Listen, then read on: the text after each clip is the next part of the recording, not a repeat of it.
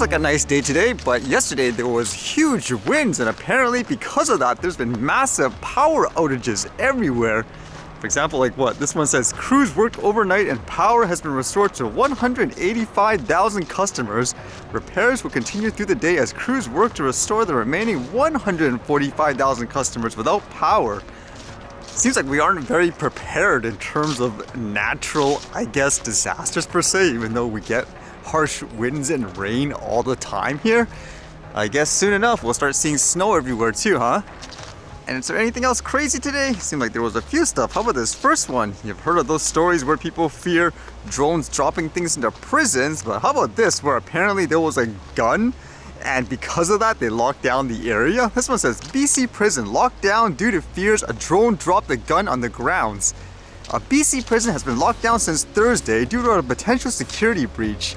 The Correctional Service of Canada said the lockdown was put in place at Mission Institution due to the safety and security of the institution, its staff, and inmates. John Rando, Regional President of the Union of Canadian Correctional Officers, told Global News over the phone Friday that the lockdown is due to a belief that a drone may have dropped a firearm onto the prison grounds. He said drones have been used to drop objects over prison walls before, but this is the first time he has heard of a firearm possibly delivered. Visits have been suspended until the search is completed.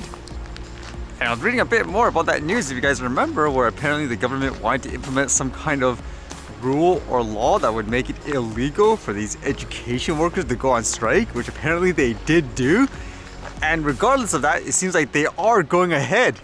And it seems like here you can see that some of these pictures says like what? $4,000 fine per day? Wow, we're worth more than we're paid apparently.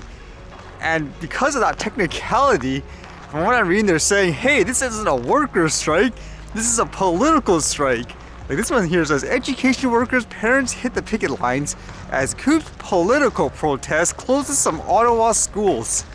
Or even this one here says, strike or political protest, Ontario takes education workers union to Labour Board amid Friday walkout. So that basically happened yesterday.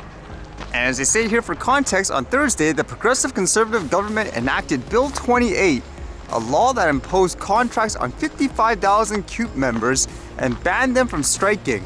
The law also uses a notwithstanding clause to protect against constitutional challenges, a legal mechanism that has only been used twice in Ontario's history, both times by the governments of Premier Doug Ford. CUPE says the law is an attack on all workers, bargaining rights, and is staging a walkout anyway, warning that it will last until the government repeals the bill.